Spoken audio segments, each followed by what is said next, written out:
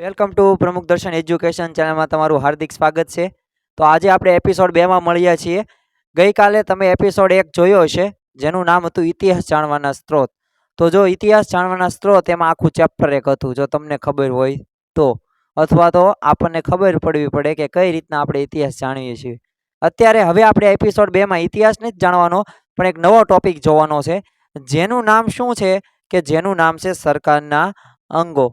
પહેલા તે બંધારણનો ટોપિક છે, અથવા તો તમે એમ કહો રાજ્ય વ્યવસ્થા પણ કહી શકો. રાજ્ય વ્યવસ્થા એક વિષય છે, તો બસ એ રાજ્ય વ્યવસ્થા કયો બંધારણ કયો એનો એક ટોપિક છે સરકારના અંગો.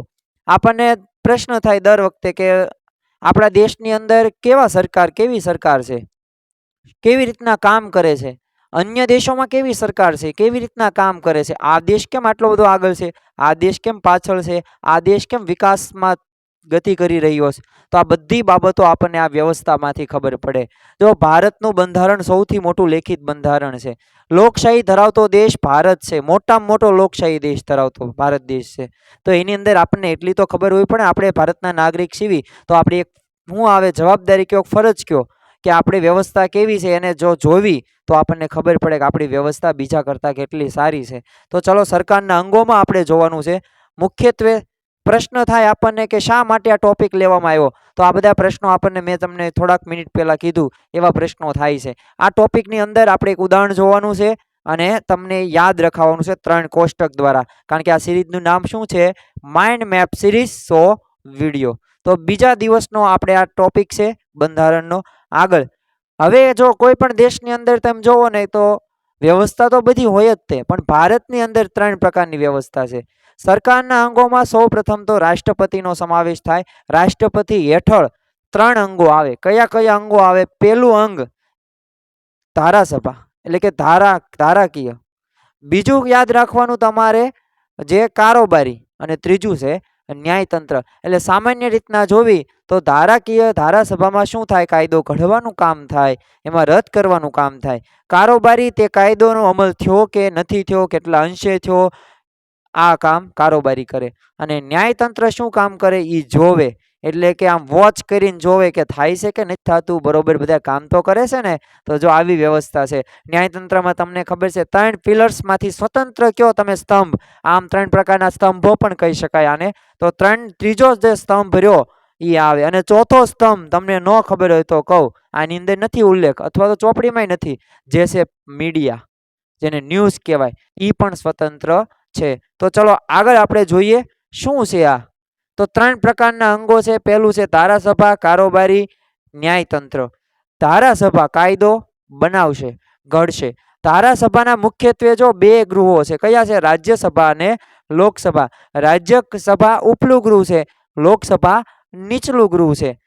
રાજ્યસભાની ચૂંટણી કેવી થાય? પરોક્ષ રીતના થાય. લોકસભાની ચૂંટણી પ્રત્યક્ષ રીતના થાય, એટલે કે આપણા દ્વારા ચૂંટાય. તો આટલું યાદ રાખવાનું. કારોબારીમાં કોનો સમાવેશ થાય? કારોબારીમાં મુખ્યત્વે વહીવટી વડો. જો 2 પ્રકારના વડાઓ આવે ભારત દેશની અંદર, બે પ્રકારના વડા છે. એક છે વહીવટી વડો અને એક છે બંધારણીય વડો. તો બંધારણીય વડો તમને ખબર છે રાષ્ટ્રપતિ, જેને અંગ્રેજીમાં પ્રેસિડેન્ટ કહેવાય. અને વહીવટી વડામાં વડાપ્રધાન. તો કારોબારીમાં મુખ્યત્વે વડાપ્રધાન આવશે, અને એની હેઠળ જો શું લખ્યું છે? પ્રધાન મંડળ. પ્રધાન મંડળ એટલે શું? રેલવે વિભાગનો એક વડો હોય, શિક્ષણ મંત્રી, આરોગ્ય મંત્રી, એટલે આ એજ્યુકેશન, આ બધા વિભાગના વડાઓ હોય અને મંત્રીઓ હોય. જે તે વિભાગનો વડો એ કોણ નિમે? આ વડાપ્રધાન નિમે. પણ આમ તો ખબર છે નિમણૂક કોણ કરે? રાષ્ટ્રપતિ કરે. પણ રાષ્ટ્રપતિ તે કોની સલાહથી કરે? આ જે વડાપ્રધાન હોય ને, વડાપ્રધાનથી સલાહથી કરે. તો આ કામ છે કારોબારીનું. ન્યાયતંત્રનું કામ શું છે? ન્યાયતંત્રમાં આમાં ભલે મેં સર્વોચ્ચ અદાલત લખ્યું છે, પણ તમે ન્યાયિક તાબાની અદાલતો કયો, જિલ્લાની, તાલુકાની, પછી હાઈકોર્ટ, આ બધી કયો છો. અને છેલ્લે છે સર્વોચ્ચ અદાલત, જે છે દિલ્હીમાં મુખ્યત્વે એનું મુખ્યાલય આવેલું છે.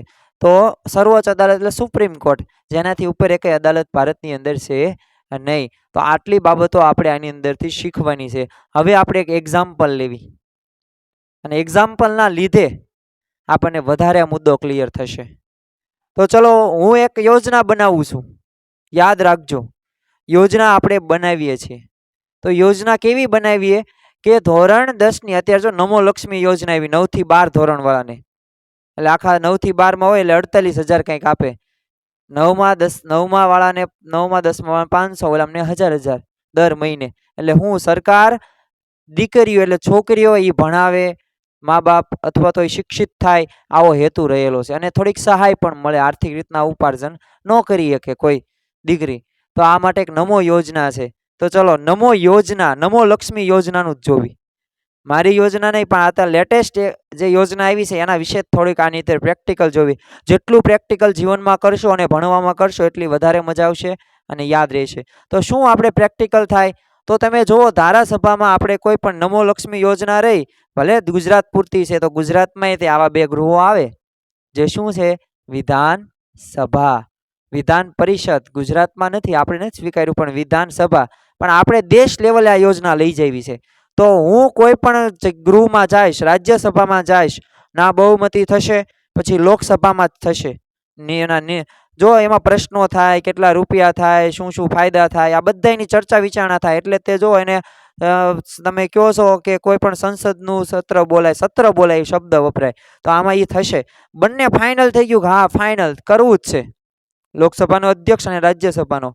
તો આગળ રાષ્ટ્રપતિ સાઇન કરશે અને એને ખરડો કહેવાય. પછી કાયદો બનશે. કાયદો બની ગયો, ચલો ધારાસભાનું કામ પૂરું. યાદ રહી ગયું.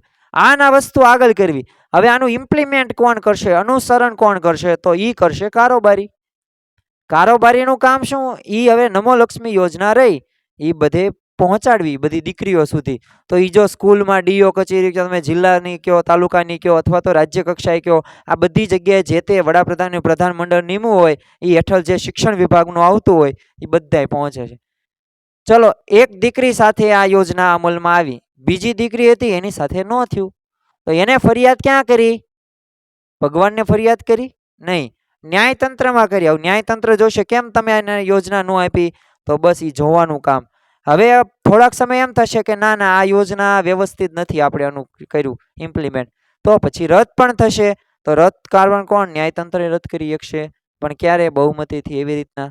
તો આ યાદ રાખવાનું ખાસ. તો આ ઉદાહરણ હતું જે તમને ખબર પડી ગઈ. ધારાસભા, કારોબારી, ન્યાયતંત્ર. થોડુંક ફાસ્ટ ટ્રેક મોડમાં રિવિઝન જોઈએ કે ધારાસભા કાયદા ઘડવાનું કામ કરે, તેનો અમલ કરવાનું કામ કારોબારી કરે, અને એ થયો છે કે નથી થયો અથવા જોવાનું કામ ન્યાયતંત્ર કરશે. તો આટલી બાબતો આ સરકારના અંગોમાં ધ્યાન રાખવાનું છે. આની અંદર જે અમુક વસ્તુ હું બોલ્યો છું, ખરડો કયો, સત્ર કયો, આ બધી બાબતોના ટોપિક્સ આપણે ધીમે ધીમે જોશું ડિટેલમાં. હજી આનો પણ ટોપિક આવશે, રાજ્યસભાનો, લોકસભાનો, વડાપ્રધાનનો આવશે, સર્વોચ્ચ અદાલતનો પણ આવશે. પણ અત્યારે તમારે આટલું યાદ રાખો એટલે પૂરતું છે. તો છેલ્લે આભાર શાંતિથી વિડીયો સાંભળવા અને જોવા બદલ. બીજાને પણ આ તમે વિડીયો મોકલી શકો, જેના તેના જ્ઞાનમાં વધારો થાય અને કાંઈક કોઈ પણ જગ્યાએ તે ઊભો રહી શકે ને કંઈક જવાબ બોલી શકે, કેવી વ્યવસ્થા છે ને સરકારના અંગો કેટલા કેટલા છે. તો આ હેતુ છે ખાસ તો યાદ રાખવાનો અને સમજવાનો હેતુ છે આ વિડીયો બનાવવા પાછળનો. તો વિડીયાને મેક્સિમમ શેર કરજો અને મળીએ એપિસોડ નંબર 3માં. તો જોડાયેલા રહો પ્રમુખ દર્શન એજ્યુકેશન ચેનલમાં.